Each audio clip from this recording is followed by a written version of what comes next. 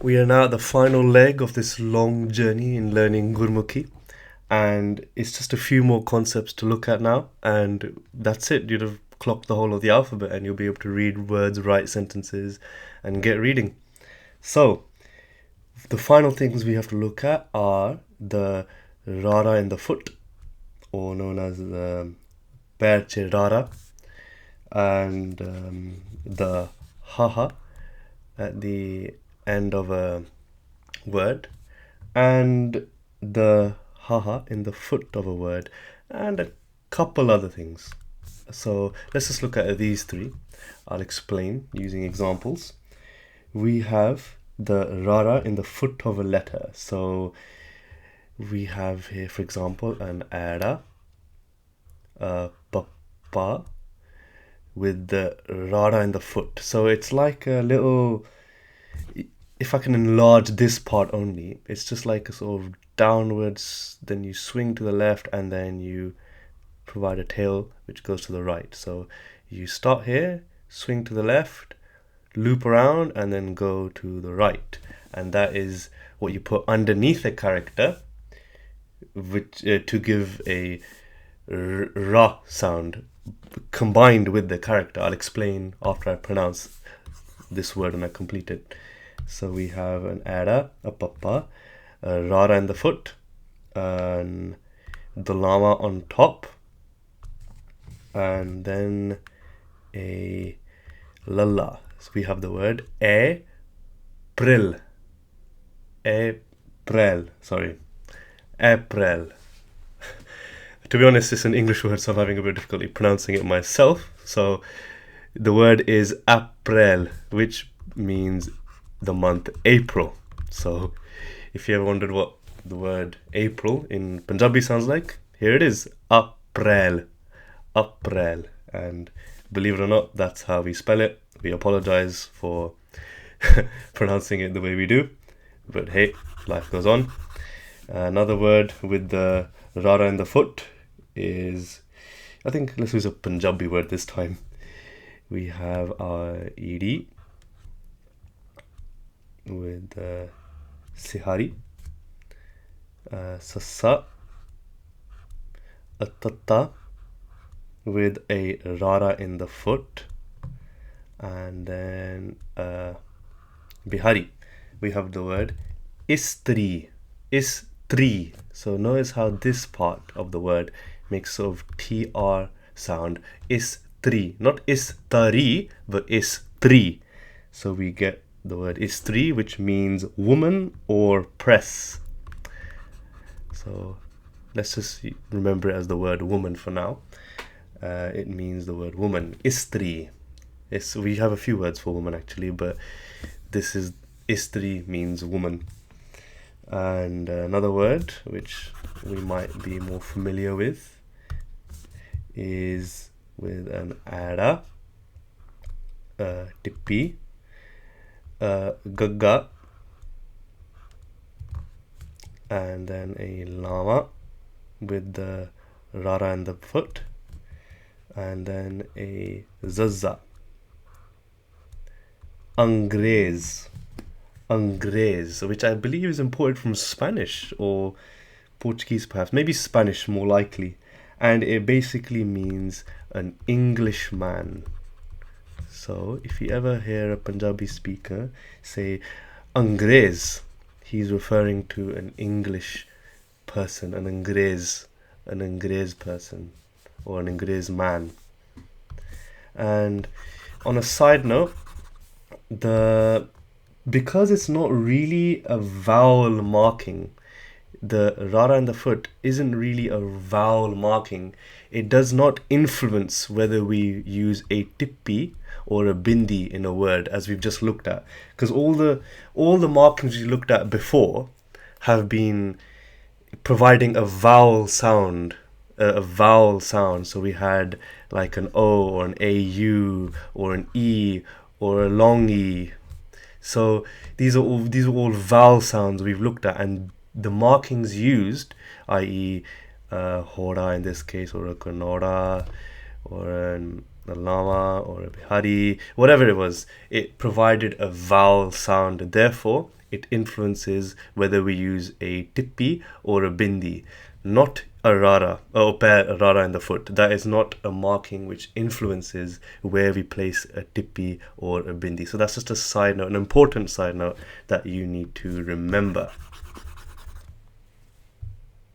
Another important side note is that with the rara in the pair, it is pronounced before any vowel marker. So if I can look at another example, we have a papa with a rara underneath. Because the rara is now underneath, it is now the letter pr. So if I was to put a hora above it, it's not going to be por, it's going to be pro. Pro.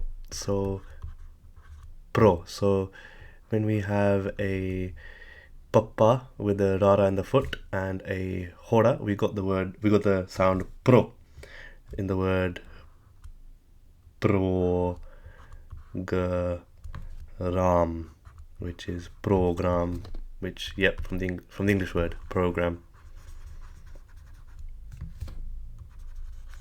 Program. So notice how it's pro, not p or. The rara will always come attached to the character and first pro. So program. Right, and continuing on, we now have to look at the haha when it appears at the end of a word. Now, it's not too difficult to understand. It basically increases the pitch of the tone. A pitch of the tone of the word at the end of the sound at the end of the word. So when we mark it with a haha at the end of a word, we sort of pronounce it in a high tone. I'll explain with some examples. For example, this is cha-cha with a kanna and then a haha. So instead of cha-ha, we don't say that. We say cha, with a little sort of, I can put a line here just to show the increase in tone. So cha. So it's like, I'm not making it as obvious perhaps. Let me say it. So if I was to say cha. So notice how the sound at the end sort of increases in tone. In perhaps another example, we can have, I'll use this one. So we have ra with the sort of increase in tone at the last A. So ra. So perhaps if you're familiar with anything in Chinese, if you're familiar with Chinese, like the sound here is like similar with a lot of words where the increase in tone can influence the meaning, or it directly influences the meaning sometimes in what the word is. However, in Punjabi it's a lot more simpler, or in Gurmukhi, when we put a haha at the end of a word, it means the increase in tone, not a H sound at the end of it. So we wouldn't say ra, we'd say ra. Perhaps some other sound examples, not necessarily an A, by the way. It can be, for example, this, which is mu, which means face. So not muh, mu. So like someone's mu, and that means face, by the way. So if I can sort of represent it like that. So that squiggly line to represent a sort of a hora-like sound with the U. Not quite an hora-like sound. It's just representing the change in tone. So mu means face. If we can see it's a funny concept, but we have to get used to it, and perhaps you can accurately understand it by listening to a Punjabi native speaker, or if you just write it down and pronounce it as mu. So with a slight H sound at the end, not really an obvious H sound. So not mu, but mu, sort of like a higher tone to the word. And another example we can have is this, and we got a wawa with the bihari, and a haha. So instead of we, it's we. We. Like, it sounds like, I don't know if I can describe it as like a sort of string breaking. So we. So it's not really we. It's not we, it's we. So if you can see that or hear that slight, strange but necessary increase in tone presented by this line here, we can sort of start to understand what I'm saying. By the way, if there are any questions or anything you don't understand, please leave a comment and ask, and I'll do my best to explain it. Perhaps now with another example, I can say we can have a gaga with a kanna and then a haha at the end. So instead of gawa, we have gawa. Gawa. So gawa, not gawa, not this. Gawa. So the haha provides a sort of increase in tone at the end of a word. So perhaps one more quick example. Really want to get this understood. So we can have a lalla with a kanna and a haha at the end. So instead of la, we have la. La. So not la, la. The haha providing a strange increase in tone. Strange to foreign speakers, of course. Now, this is something a little bit difficult to understand and not very common, so you can probably get away with not fully understanding this. And however, some words do have it, and you just need to remember it. It's a haha in the pad, so it's like a little hook underneath a character. So if I was to show you an example, we have a papa with a rara, and underneath that rara we have a sort of hook underneath, just like that, and it's basically this letter haha in subscript or in the foot of a character, and it provides a really slight increase in tone, almost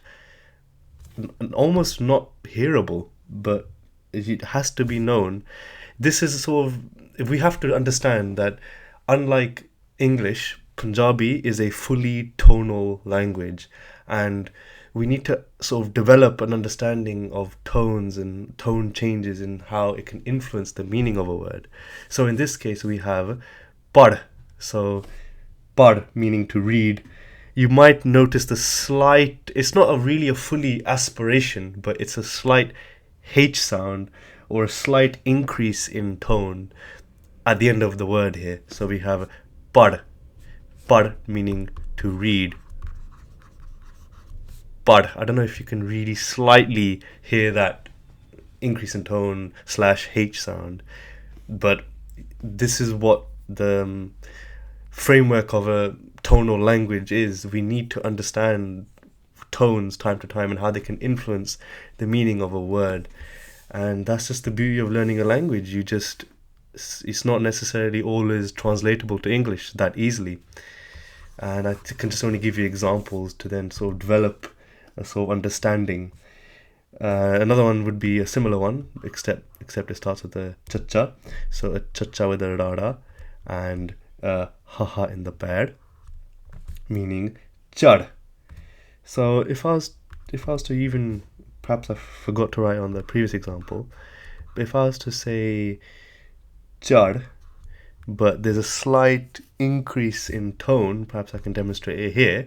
Instead of chad, it's chad.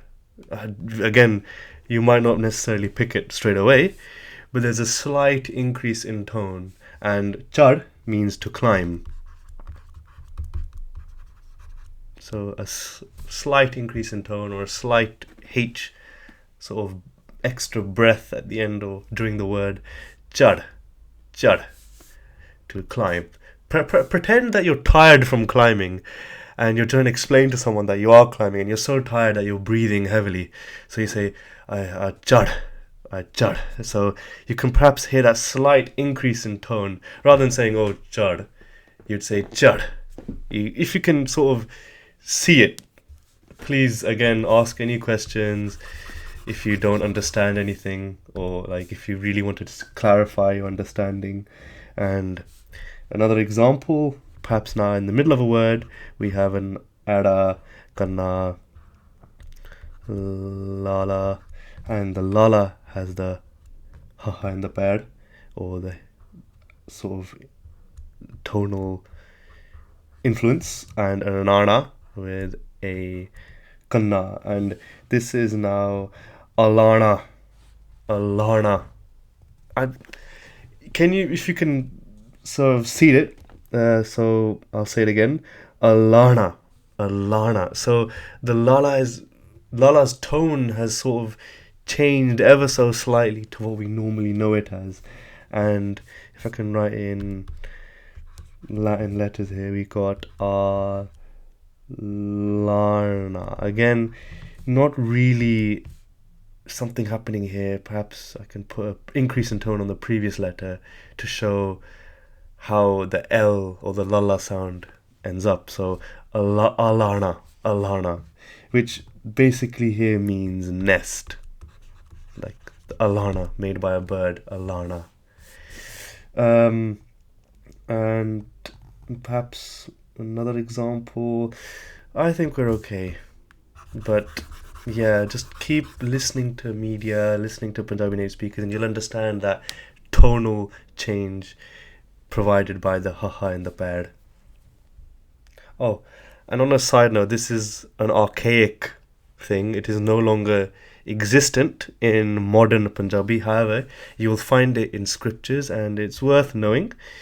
It's basically a vava in the pad. So again, I repeat, no modern Punjabi words have this, and it's only evident in old Punjabi scriptures, and or even very rarely in old Punjabi scriptures as well.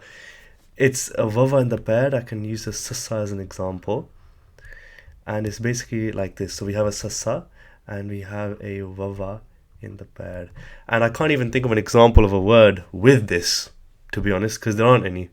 There's only really archaic words in scriptures, in really old Sikh scriptures. So this makes a sva sound, sva, or you can even understand it as a swa, however you like. But it's a vava in the pad of a character like sassa, for example.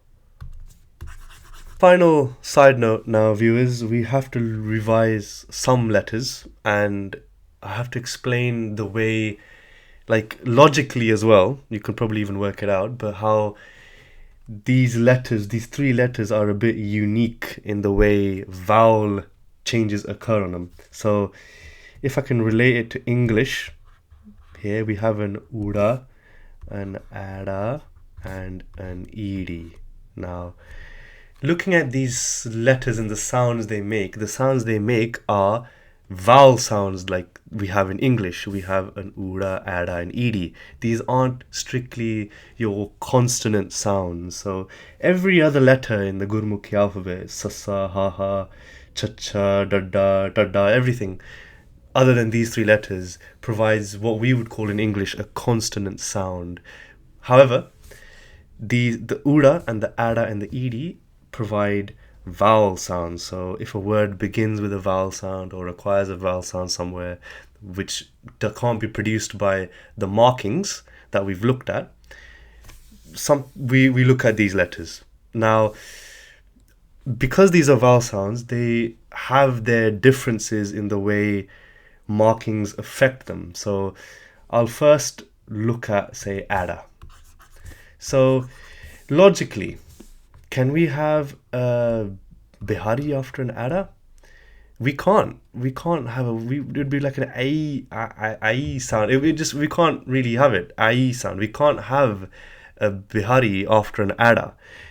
On the similar note, we can't have a Sihari before an ada. Like, it'd be weird. We just can't make the sound, because it's like having the vowel A sound beginning with a short I sound. It's not possible, and there's no Punjabi word with this sort of presentation. So you can't have Sihari or a Bihari. However, yeah, I mean, we can't also have an onkar, I mean, or the lankar. It'd be like ow or au sound. Like, we know our AU sound as an ada with the lankar. So that's more possible. That's an on sound. However, we can't really have it like this. We can't have an oh, or we just, this is not possible. So certain markings aren't possible on vowel sounds. So be extra careful when reading and writing that you don't you don't make things that are illogical. Another example is, well, this is a very unique letter. And Ura is very unique, and its influences are, the influences of the markings are different on it. So we have our Ura, and if we can remember the Hora that we looked at earlier, we don't have this. If we want to incorporate an O sound, say in the word Onkar, we don't put an Ura and then the Onkar on top like that. That's just wrong. The tail of the Ura breaks and forms the Hora. So if I can find an example in my notes here, yeah, okay, we can look at it like this. So what happens is the tail breaks away of the Ura and sort of squiggles off like that. And that's how a Hora is incorporated onto an Ura. So an example of that would be kaka, and then o. So cow meaning to eat, or bao meaning to wear or to put something on. So bao or cow. So notice how the Hora attaches to the Ura in a unique way. It breaks it off from the attachment and then pulls it along forward. So that's how we write a Hora onto an Ura. And again, we can't really write certain things, we can't write or you won't come across. So like when we looked at the Dolankar, sorry,